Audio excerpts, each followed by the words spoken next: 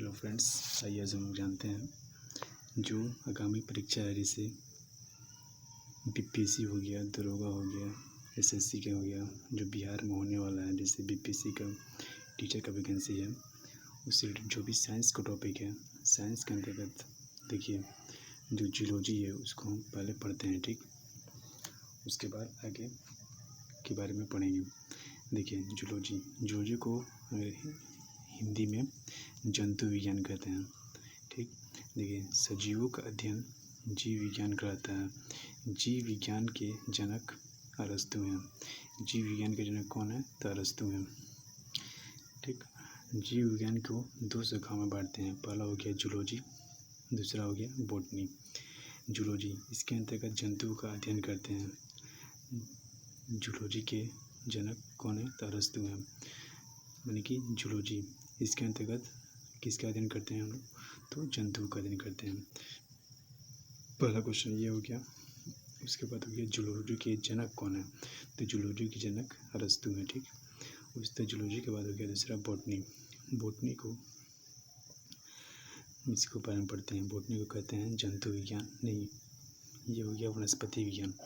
Botany इसके अंतर्गत पेड़ पौधों का अध्ययन किया जाता है। बॉटनी का जनक कौन है? तो थियोफेस्टस है, ठीक। यहाँ से देखिए 4 क्वेश्चन बना। कौन कौन बना कि जूलॉजी के अंतर्गत किसका अध्ययन किया जाता है? तो जंतुओं का। दूसरा हो गया जूलॉजी के जनक कौन है? तो अरस्तु हैं। इस तरह हो गया दूसरा पॉइंट। बॉटनी के अंतर्गत किसका अध्ययन किया जाता है? तो पेड़ पौधों का।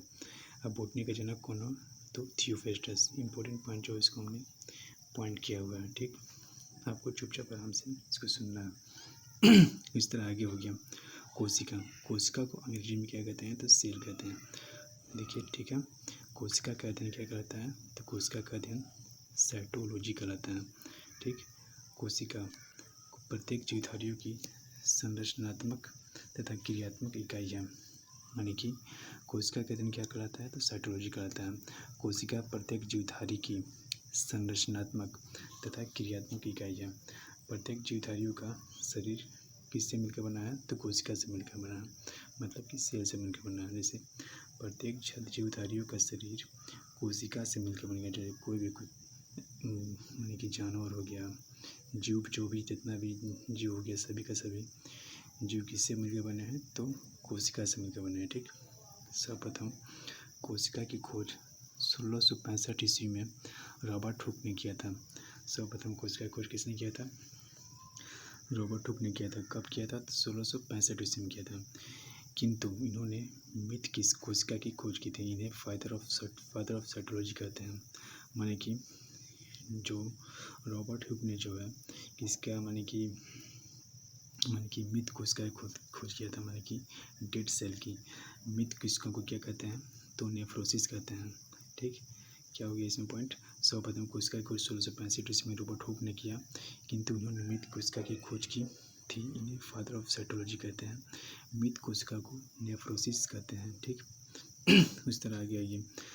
अब पॉइंट है कि रॉबर्ट ब्राउन ने अपनी कोशिका संबंधित खोजों का वर्णन माइक्रोग्राफिया पुस्तक में किया है। रॉबर्ट ब्राउन जो थे उन्होंने कोशिका से संबंधित खोजों का वर्णन किस में किया है? तो माइक्रोग्राफिया पुस्तक में किया है, ठीक। उसी तरह ये आगे दिया हुआ है। सर्वप्रथम जीवित कोशिका की खोज 1674 ईस्वी में एंटोनी वॉन लीवनहॉक ने किया है। इन्हें फादर ऑफ बैक्टीरियोलॉजी कहते हैं। मैंने सर्वप्रथम जीवित कोशिका की खोज किसने किया? तो 1674 ईस्वी में एंटोनी वॉन लीवनहॉक ने किया। इन्हें फादर ऑफ बैक्टीरियोलॉजी कहते हैं। यहाँ पर देखिए क्वेश्चन 2 हो गया एकदम से। सर्वप्रथम कोशिका की खोज किसने किया? तो रॉबर्ट हुक ने किया। अब मृत कोशिका की खोज किसने किया? तो इन्होंने सबसे पहले मृत कोशिका की खोज किसने किया? तो रॉबर्ट हुक ने किया। कब? तो 1665 ईस्वी में। उसी तरह हो गया कि सर्वप्रथम जीवित कोशिका मन की लिविंग सेल की खोज किसने किया? तो एंटोनी वॉन लीवनहॉक ने किया।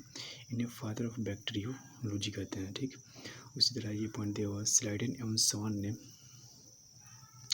कोशिका सिद्धांत दिया और कहा कि शरीर कोशिकाओं से बना है, अतः कोशिका शरीर की सबसे छोटी इकाई है। स्लाइडेन एवं स्वान ने कोशिका सिद्धांत दिया, माने कि सेल थ्योरी दिया और कहा कि शरीर क्या कोशिकाओं से बना है, अतः कोशिका शरीर की सबसे छोटी इकाई है, ठीक।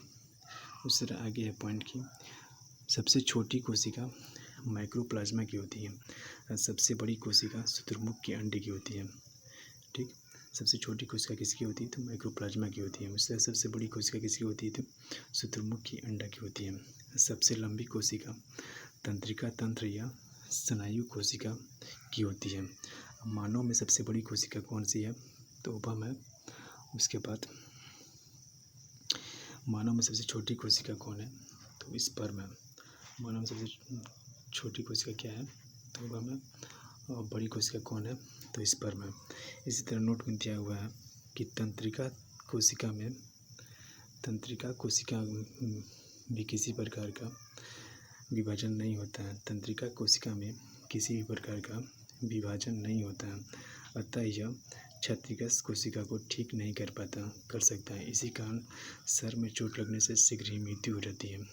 कहने का अर्थ है कि तंत्रिका कोशिका में किसी भी प्रकार का विभाजन नहीं होता है। जो तंत्रिका कोशिका जो होती है हमारे दिमाग में होती है, इसी कारण यह क्षतिग्रस्त कोशिका को ठीक नहीं कर सकता है। इसी कारण सर में चोट लगने से शीघ्र ही मृत्यु होती है। तंत्रिका कोशिका का कहने का मतलब कि विभाजन नहीं होता है। इसी कारण जो होते हैं ट्रैफिक पुलिस वो कहते हैं कि आप क्या लगाइए तो हेलमेट लगाइए, नहीं तो इसके कारण ये एक बार जब ख़त्म हो गया तो समझिए आपका शीघ्र ही क्या हो जाएगा मृत्यु हो जाएगा। इससे दूसरा पॉइंट है कि सबसे तेज़ी से कोशिका विभाजन लीवर माने जिगर या यकृत में होता है। यह अपनी क्षतिग्रस्त कोशिकाओं को स्वतः ही ठीक कर सकती है। कहने का मतलब है कि सबसे तेज़ी से विभाजन लीवर या यकृत में होती है। यह अपने क्षतिग्रस्त कोशिकाओं को स्वतः ही ठीक कर सकती है। ठीक, इससे हमने आज इतना पॉइंट पढ़ा, बाकी अब नेक्स्ट वीडियो में